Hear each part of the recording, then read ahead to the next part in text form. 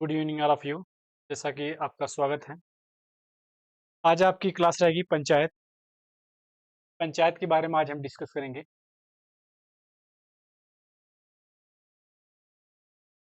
ये पंचायत के बारे में आज डिस्कस करेंगे हम।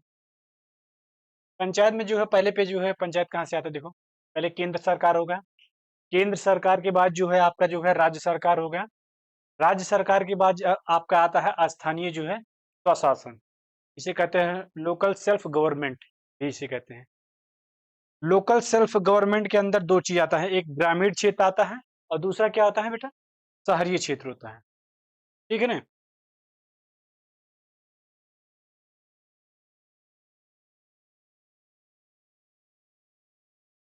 इसके बाद देखिए पंचायत के बारे में थोड़ा सा, इसके बारे में डीपली थोड़ा सा आपको देखना पड़ेगा क्या है।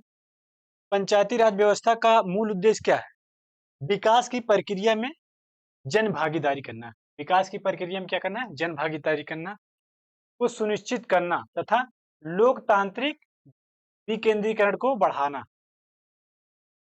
क्या कर इसका क्या उद्देश्य होता है? क्या उद्देश्य होता है? जन भागीदारी को सुनिश्चित करना तथा लोकतांत्रिक विकेंद्री को बढ़ाना।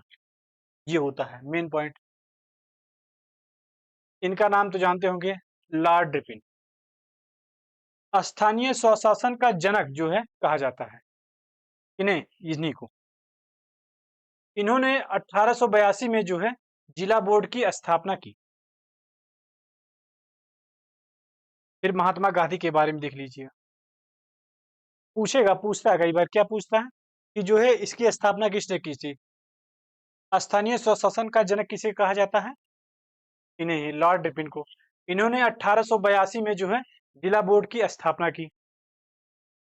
महात्मा गांधी क्या? महात्मा गांधी जो स्थानीय स्वशासन के घोर समर्थक थे। ये समर्थक थे। इन्होंने जो है ग्राम स्वराज की बात की थी। इसने, महात्मा गांधी ने जो है ग्राम स्वराज की बात की। और क्या है? सच्चा लोकतंत्र केंद्र में बैठकर जो है राज चलाने वाला नहीं होता है। इसका मतलब समझ रहे हैं? सच्चा जो लोकतंत्र होता है, कहते हैं, वो जो केंद्र में बैठकर राज्य चलाने वाला नहीं होता है। मतलब राज्य में आप बैठे हो तो आप जो है एक जो है क्या है, राज्य नहीं चला सकते। कहने का मतलब ये है, कहने का मतलब ये है कि गांव में आपको टहलना पड़ेगा लोकतंत्र अगर देखना है। ठीक है ना। अपितु यह तो गांव के प्रत्येक व्यक्ति के सहयोगी से चलता है। बोला नहीं, गांव में टहलना पड़ेगा, गांव में हर एक व्यक्ति से जो है मिलजुल के रहना पड़ेगा। लोकतंत्र का यही होता है। इसके बाद देखिए संविधान सभा। डॉक्टर भीमराव अंबेडकर पक्ष में नहीं थे, याद रखना। किसके पक्ष में नहीं थे? उसी किसके? राज्य के नीति निर्देशक सिद्धांत जो है अनुच्छेद 40 जो है ग्राम पंचायत की बात करता है। ग्राम पंचायत के जो है पक्ष में जो है कौन नहीं थे? डॉक्टर भीमराव अंबेडकर नहीं थे। क्यों नहीं थे, आगे उसको बताएंगे। जवाहरलाल नेहरू द्वारा जो है ग्रामीण विकास के लिए चलाया गया प्रोग्राम था। इसको कौन लेके आया था अपने उसमें, जात पंचायत के रूप में? इन्होंने, जवाहरलाल नेहरू। जवाहरलाल नेहरू द्वारा ग्रामीण ग्रामीण जो है विकास के लिए चलाया गया प्रोग्राम था। 2 अक्टूबर 1992 में जो है सामुदायिक विकास कार्यक्रम, और 2 अक्टूबर 1953 में जो है राष्ट्रीय प्रसार सेवा। याद रखिएगा, 2 अक्टूबर 1992 में क्या है? सामुदायिक विकास कार्यक्रम।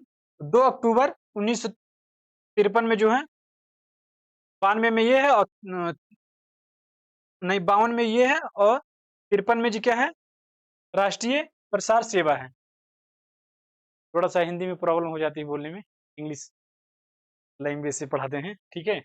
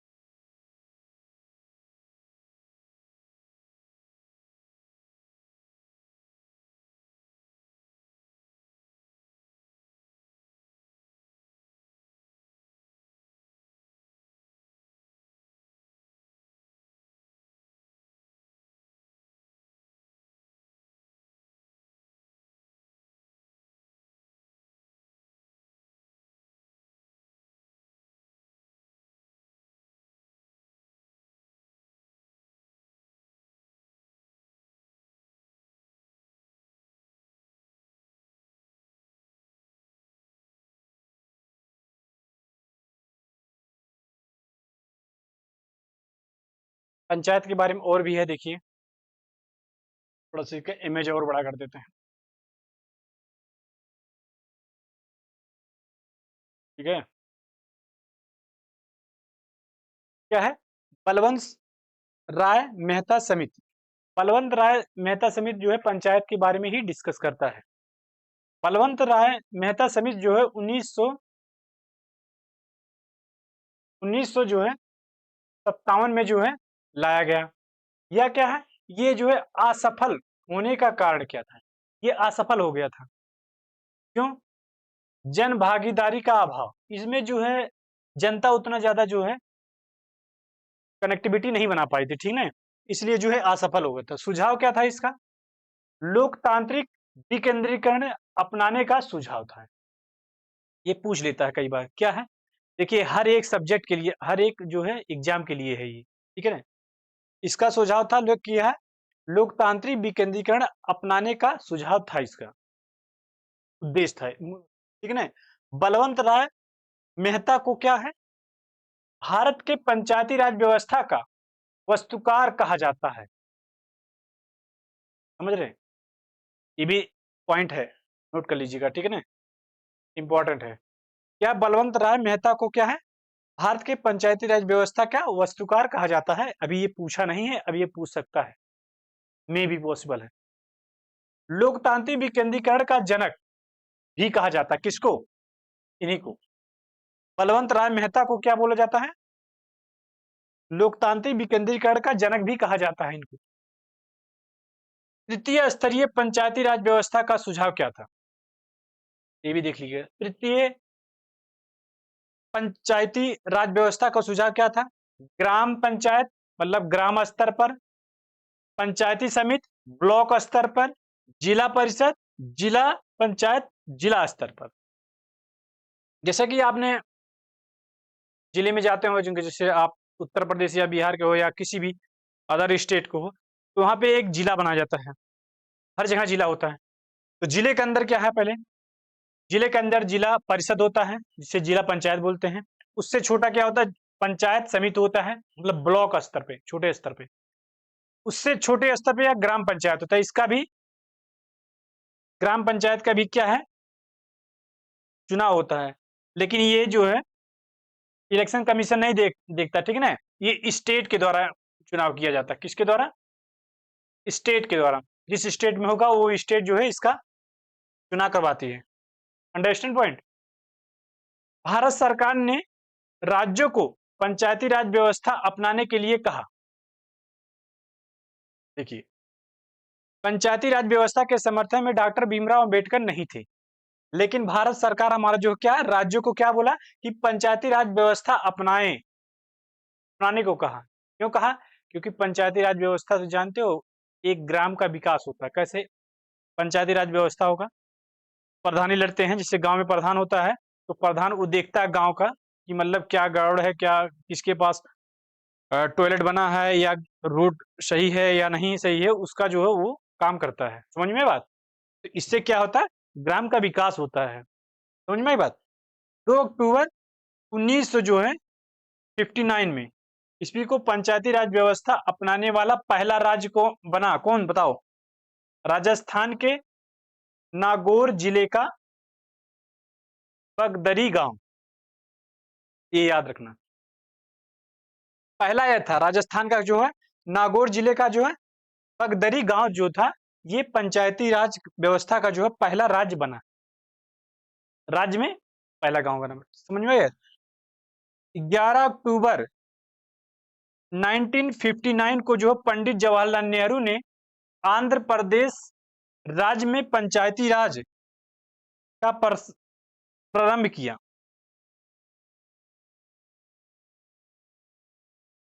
क्या है? अक्टूबर में क्या है? पंडित जवाहरलाल नेहरू ने आंध्र प्रदेश राज्य में पंचायती राज व्यवस्था जो था उसका जो है प्रारंभ किया। कहां पे? आंध्र प्रदेश में। Understand point?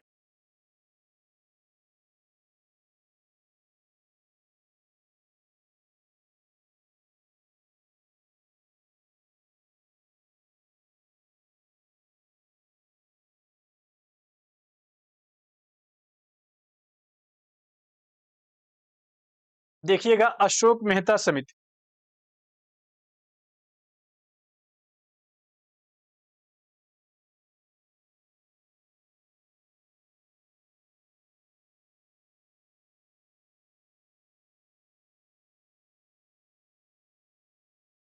ये हर एक एग्जाम में पूछा जाएगा, ठीक है, जो पढ़ा रहे हैं ये स्टेट, कोई भी स्टेट है उसमें जाएंगे आप, पॉलिटी में क्वेश्चन आते ही रहते हैं, ठीक है विनय जी, ध्यान दीजिएगा। अब इसके बाद देखिए क्या है, अशोक मेहता समिति कब आया था? अशोक मेहता समिति 1900 जो है 77 में आया था अशोक मेहता समिति। ये सब अच्छे मतलब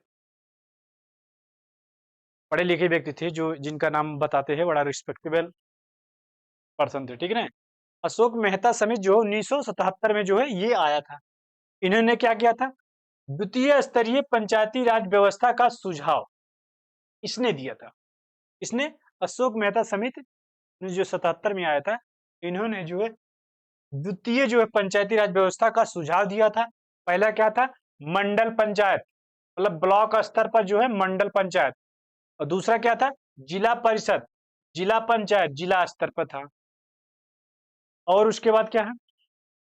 ग्राम न्यायालय के गठन का सुझाव भी इसने ही दिया था।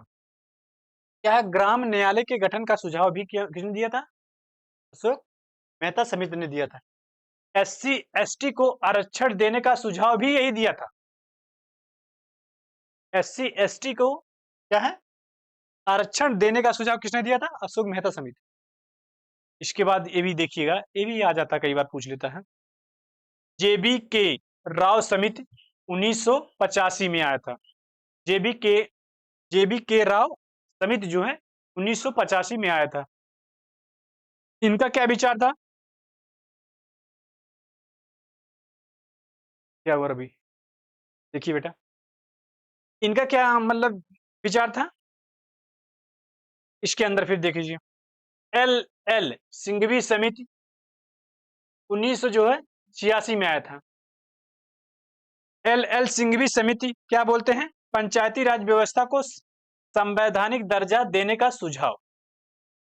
ये बड़ी अच्छी बात है, समझ रहे हो। एल एल सिंघवी समिति जो है 1986 में जो आया था, इन्होंने ही बोला था क्या? पंचायती राज व्यवस्था को जो है संवैधानिक दर्जा देने का सुझाव इन्होंने दिया था, समझ रहे हो। जो पंचायत है इस समय जो आप इलेक्शन लड़ते हो प्रधानी का, देख अब तो हम देखते हैं जितना विधायकी या सांसदिक नहीं होता है हल्ला बोल वाला जो इलेक्शन, उससे ज्यादा तो प्रधानिक होता है, लड़ाई झगड़ा हो जाती है, ठीक है ना। तो इसमें देखिएगा क्या है, तृतीय स्तरीय पंचायती राज व्यवस्था का सुझाव भी इन्होंने दिया था। किसने? एल एस सिंघवी समिति ने। ग्राम पंचायत के गठन का सुझाव, राज्य चुनाव आयोग के गठन का सुझाव। बंदा अच्छा है, ठीक है।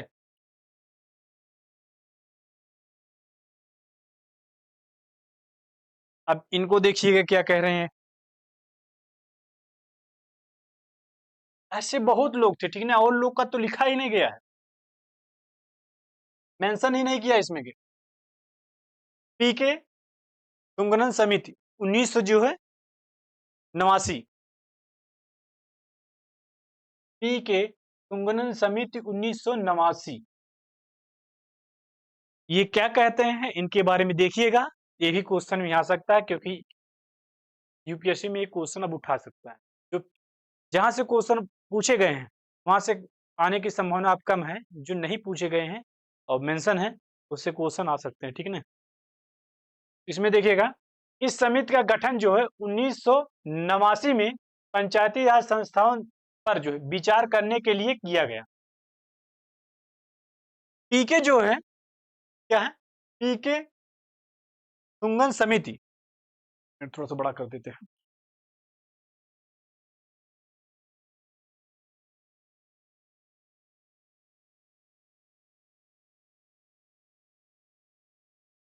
हो गया सही?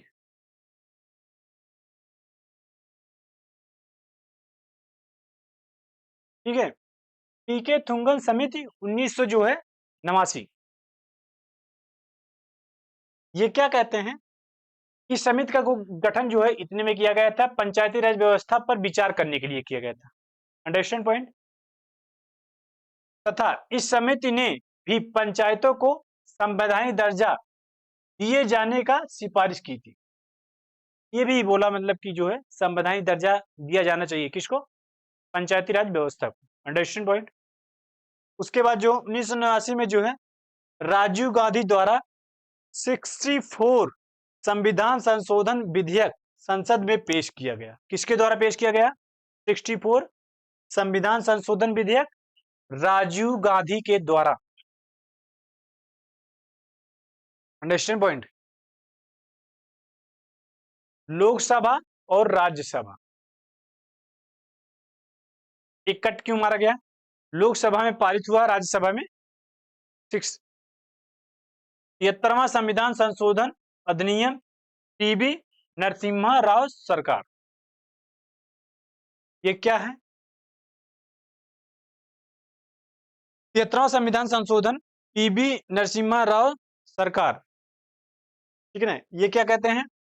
22 दिसंबर 1992 में लोकसभा से पारित हुआ था इनका ये, ठीक है ना।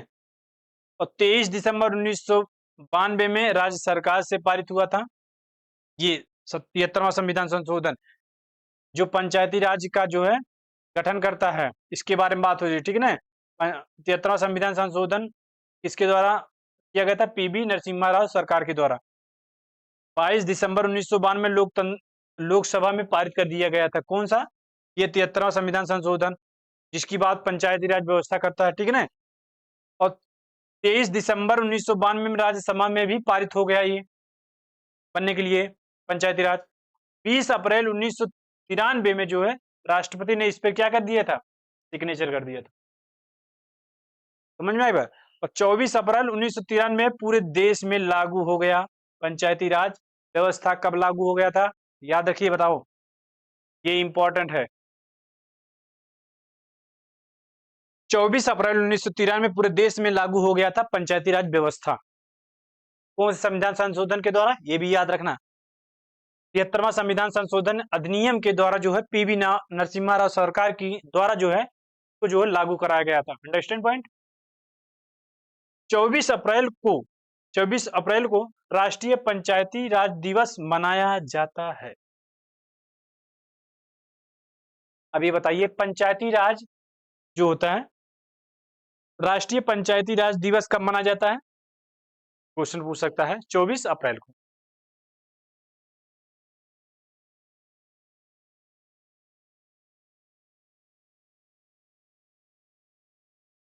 अंडरस्टैंड पॉइंट क्या है? 24 अप्रैल को राष्ट्रीय पंचायती राज दिवस मनाया जाता है।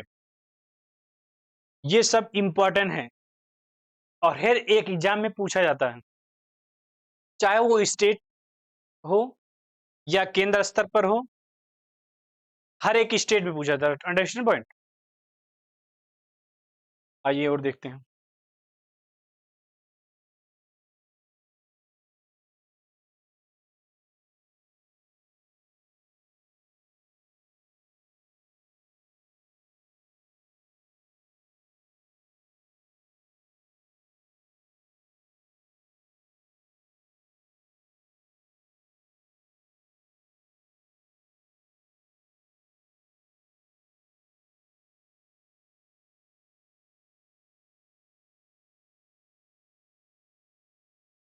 ठीक है जी, समझ में आ रहा है?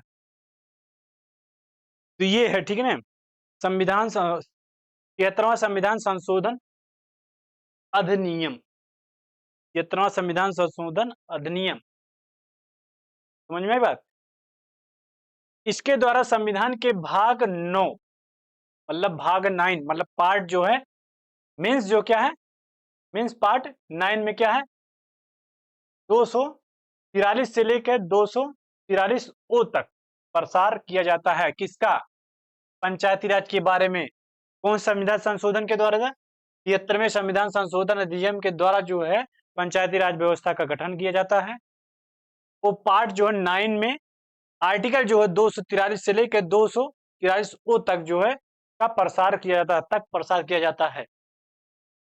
संविधान में 11वीं सूची में 11वीं अनुसूची में जोड़ी गई इसके तहत पंचायतों के अंतर्गत जो 29 विषय की सूची की व्यवस्था की गई। ये क्या कह रहा है देखिएगा, जो संविधान का 11वां अनुसूची है उसमें जोड़ा गया, ठीक है ना। पंचायतों के अंतर्गत कितनी विषय हैं? 29 विषय हैं, 29 सब्जेक्ट हैं। समझ में आया बात? पंचायती राज के तृतीय स्तरीय ढांचे का प्रसार किया गया। तृतीय स्तर क्या बोल रहा है? इसी के बारे में। ग्राम पंचायतें, ग्राम पंचायत राज व्यवस्था के प्रत्येक स्तर में 1/3 मतलब 1/3 महिलाओं का आरक्षण की व्यवस्था की गई। जो पंचायती राज व्यवस्था उसमें जो आरक्षण दिया गया, क्या आरक्षण दिया गया? महिलाओं के लिए जो है, महिलाओं के लिए क्या है? 1/3 आरक्षण की व्यवस्था की गई है। आप देखे होंगे जब इलेक्शन होता है प्रधानी विधानी का, तो ज्यादातर जो है महिला के नाम पे ही इलेक्शन लड़ा जाता है, पुरुष जो प्रधानता है थोड़ा सा कम है। Understand point? इसका कार्यकाल कितना होता है ये इंपॉर्टेंट है, दिस इज इंपॉर्टेंट। 5 और प्रधानी जो पंचायत होता है इसका कार्यकाल कितना होता है? 5 वर्ष होता है। पंचायत भंग होने पर 6 माह के अंदर निर्वाचन होगा। मतलब जान लीजिए पंचायत अगर कोई, मान लीजिए कोई पंचायत अगर भंग हो जाती है, ठीक ना, तो उसका इलेक्शन कब होता है? चुनाव कब होता है बेटा? उसका जो चुनाव होता है 6 माह के अंदर, 6 माह के अंदर जो है उसका चुनाव होता है। समझ में आया? SC ST को जनसंख्या के अनुपात में आरक्षण देने का प्रावधान किया गया है। इसमें पंचायती राज में, पंचायती राज में क्या किया गया है? SC ST को जनसंख्या के अनुपात में, मतलब जो है जितनी जनसंख्या है उसके आधार पर जो है आरक्षण देने का प्रावधान किया गया है पंचायती राज व्यवस्था में। Understand point? OBC जैसे जो बैकवर्ड क्लास होते हैं, जो पिछड़ गए हैं, ठीक है, आरक्षण को राज्य विधानमंडल पर छोड़ दिया गया है। OBC जो है उनको जो है किस पे छोड़ दिया गया है? राज्य विधानमंडल पर छोड़ दिया गया, मतलब राज्य विधानमंडल जैसे करेगी वैसे उसके हिसाब से चलेगा राज्य स्तर पर, ठीक है ना। हर गांव में जो है क्या है? ग्राम सभा का गठन होगा। इसके अनुसार में क्या किया गया है? 73वें संविधान संशोधन अधिनियम के द्वारा जो कहा गया कि हर एक गांव में जो है ग्राम सभा का गठन होगा। प्रत्येक गांव में जो ग्राम सभा का गठन होगा, करना ही होगा। समझ में आएगा? क्या कहो प्रिया? ठीक है।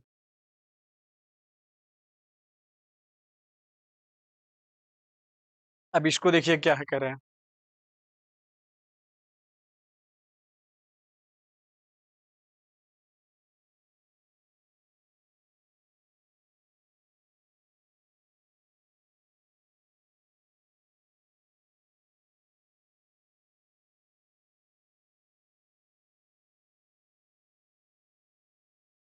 देखिए क्या है, पंचायती राज की संरचना क्या है? ग्राम सब, ग्राम सभा, पंचायत, ग्राम पंचायत 1 2 3 4 5, ठीक है ना। क्या है इसका? गांव के उन लोगों का समूह जो उस गांव के मतदाता सूची में पंजीकृत पंजीकृत हो गए। ग्राम सभा में 200 या उससे अधिक की जनसंख्या होने का आवश्यक है। मतलब अगर ग्राम सभा अगर बनाना है तो उसमें कम से कम जो है 200 घर होना चाहिए कम से कम। समझ में बात? ग्राम सभा बनाने के लिए इससे कम होगा, एक आध दो कम होगा तो तभी बन जाएगा, लेकिन ज्यादा कम हो जाए इससे तो ग्राम सभा मुश्किल हो जाएगा। ठीक है ना? क्या है? कार्यपालिका और न्यायपालिका। कार्यपालिका में क्या आ जाता है? वार्ड सदस्य होते हैं, मुखिया होता है जिसे प्रधान बोलते हैं, न्यायपालिका में पंच होता है, सरपंच होता है, इसी बोलते हैं वार्ड सदस्य, मुखिया, प्रधान। पंचायत जो है सरपंच।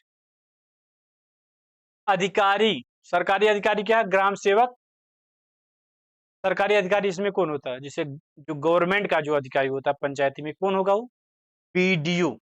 देखे होंगे गांव में आप, बीडीओ आता है। बीडीओ जानते हैं? इसका ग्राम अधिकारी होता है पंचायत एरिया। समझ में आई बात?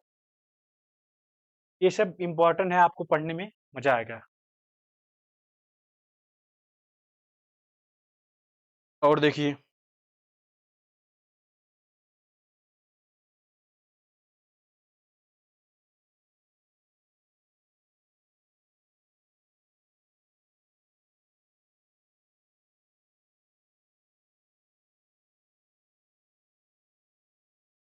अब ये है पंचायती राज व्यवस्था के बारे में भी। ये देखो क्या बोलता है, पंचायती राज की संरचना क्या है?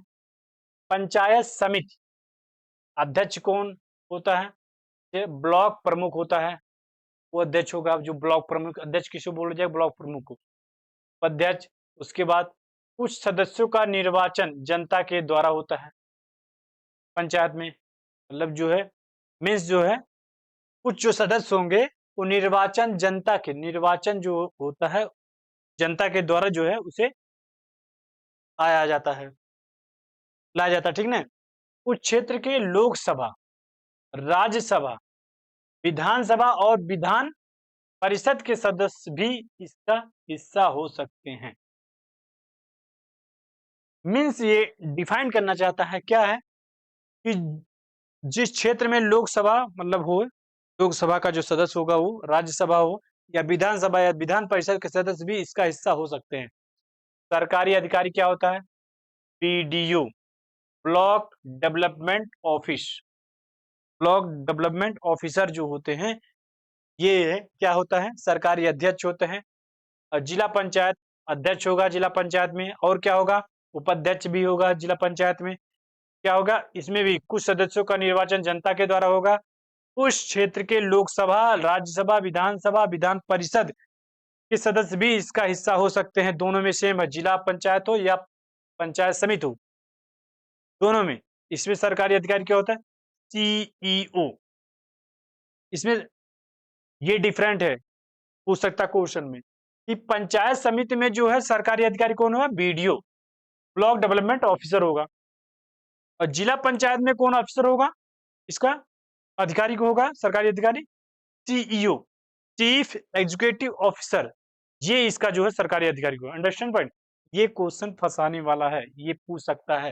ये पूछा नहीं गया लेकिन ये पूछ सकता है, याद रखना ये बात। Understand point? आते हैं नेक्स्ट पे, देखिए क्या है। लास्ट मोमेंट,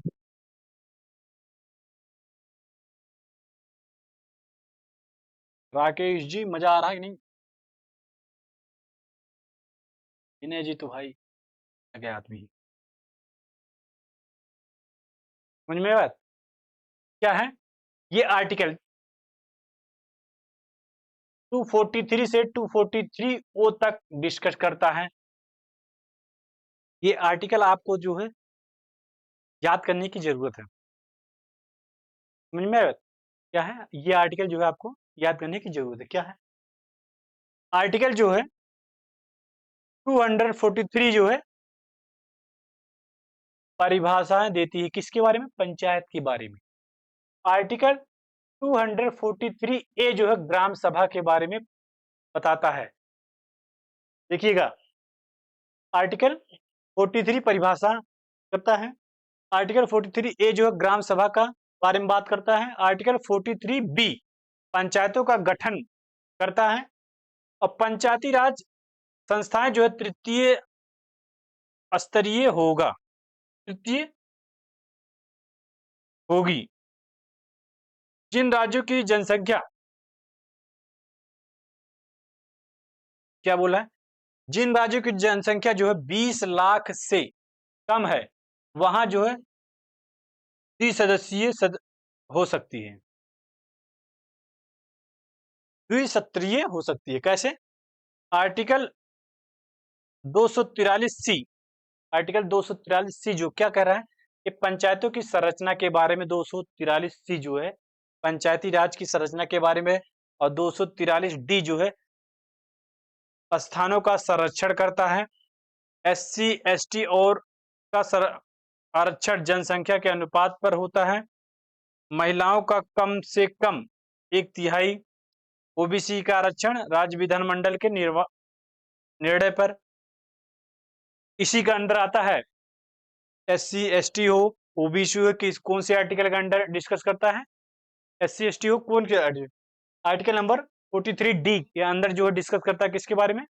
इसी के बारे में, ठीक है ना। आर्टिकल जो 43E क्या करता है? आर्टिकल 43E जो बोलता है कार्यकाल किसका, उसी के बारे में 5 वर्ष होता है। ये भी पूछ सकता है कि ये वाला इंपॉर्टेंट भी है, देख लीजिएगा, ठीक है ना। ये पूछ लेगा कि कौन सा आर्टिकल जो है कहता है कि पंचायती का कार्यकाल जो है, जो पंचायती राज व्यवस्था है, इसका कार्यकाल जो होता है कितने वर्ष होना चाहिए? 5 वर्ष होना चाहिए। तो कौन सा आर्टिकल बोलता है? तो आर्टिकल नंबर बोलता है आर्टिकल नंबर 43 243E बोलता है, ठीक है ना। आर्टिकल 43 243F जो है सदस्यों की योग्यता बताता है।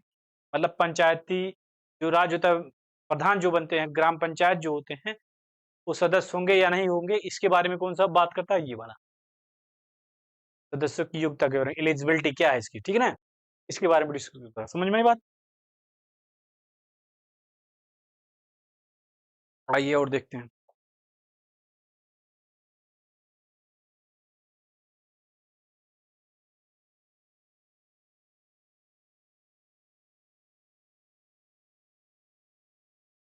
अब ये क्या करता है? आर्टिकल 43 से लेके आर्टिकल 43O तक ये भी डिस्कस करता है।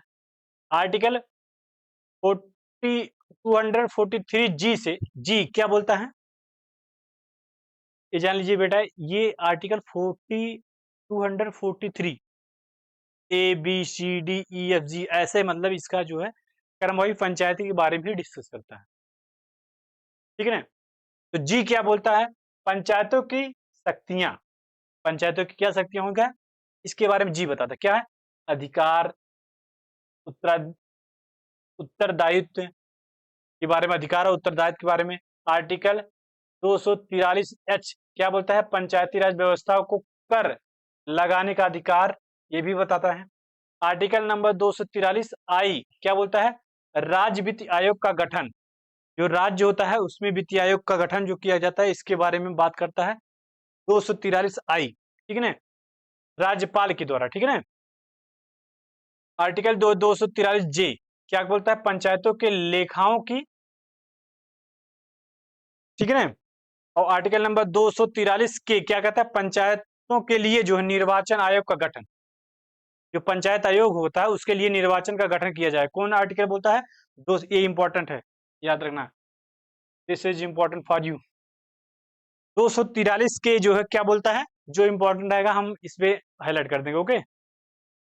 243 के जो है बोलता है पंचायतों के लिए निर्वाचन आयोग का गठन, आर्टिकल नंबर 243 के बोलता है, ठीक है ना। राज्य निर्वाचन आयोग करवाता है, याद रखा, इलेक्शन कमीशन नहीं करवाता है यहाँ पे। पंचायती राज का जो है चुनाव जो कौन करवाता है? राज्य निर्वाचन आयोग करवाएगा, ना कि इलेक्शन कमीशन। समझ में आया बात?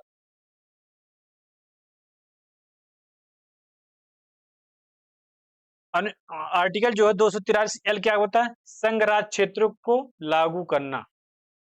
243M क्या बोलता है? कुछ राज्यों में लागू ना होना। देखिए, कुछ राज्यों में लागू ना होना, कुछ ऐसे राज्य भी हैं जिसमें लागू नहीं हो सकता, ठीक है ना। तो कौन सा करता है, ये भी इंपॉर्टेंट है, क्योंकि ये पूछा नहीं गया तो पूछ सकता है, अभी इंपॉर्टेंट है ये। समझ में आया बात? आर्टिकल नंबर 243N क्या कहता है? विद्यमान विधियों और पंचायतों का बना रहना। कौन सा कहता है? ये विद्यमान विधियों पंचायतों का बना रहना। आर्टिकल नंबर 243 वो क्या कहता है? निर्वाचन संबंधी मामलों में न्यायालयों के हस्ताक्षर का वर्जन, ठीक है ना। आइए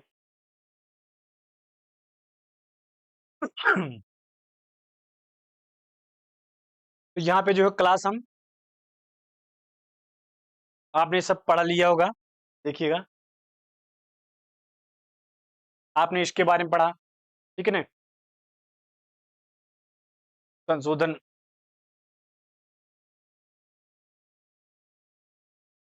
पहले इसको देखिए। पंचायती राज व्यवस्था क्या है? केंद्र सरकार पर राज्य सरकार होता है। राज्य सरकार के बाद स्थानीय स्वशासन होता है। स्थानीय स्वशासन में यही आता है ग्रामीण क्षेत्र, सरकारी क्षेत्र। इसके बाद क्या आता है? इसके बाद देखिए कि क्या है, इसको जो है इसका उद्देश्य क्या है? विकास की प्रक्रिया में जनभागीदारी को सुनिश्चित करना तथा लोकतांत्रिक विकेंद्रीकरण को बढ़ावा देना। ये समझ में आया? इसकी स्थापना कौन करवाया था? स्थानीय स्वशासन का जनक किसे कहा जाता है? ये भी जान लीजिए। लॉर्ड जो रिपन थे, इन्हें जो स्थानीय स्वशासन का जनक कहा जाता है। देख लीजिए, ठीक है ना? 1882 में जो है जिला बोर्ड की स्थापना की गई। किसने करवाया था? यही लॉर्ड रिपन ने। महात्मा गांधी क्या थे? महात्मा गांधी जो है स्थानीय स्वशासन के घोर समर्थक थे। इन्होंने ग्राम स्वराज की बात भी की थी। ग्राम स्वराज जो थी, इसकी बात किसने की थी? महात्मा गांधी ने।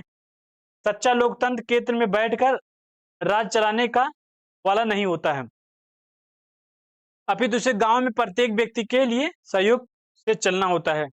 इसके बारे में बात कर लिया। डॉक्टर भीमराव अंबेडकर इसके पक्ष में नहीं थे। इसके पंचायती राज के राजनीतिक तत्व सिद्धांत आर्टिकल 40 जो पंचायती राज के बारे में बात करता है, जो राज्य की नीति है उसमें, ठीक है ना? जवाहरलाल नेहरू जो है ग्राम विकास के लिए जो है चलाया गया प्रोग्राम था ये। इसमें सामुदायिक विकास का कार्यक्रम आर्टिकल है मेरे। ये आपको अंडरस्टैंड समझ में आ गया? इसको कई बार रिवीजन आप कर लीजिएगा। यहाँ से क्वेश्चन जो है कम से कम 2 क्वेश्चन तो आता ही है। 2 क्वेश्चन बेटा जानते हो, ये हर एक तो जो है एग्जाम में आता है। Understand point? तो यहाँ पे हम क्लास 10 करते हैं। तो ऐसे क्लास बनाए रहिए। Thank you so much for everyone.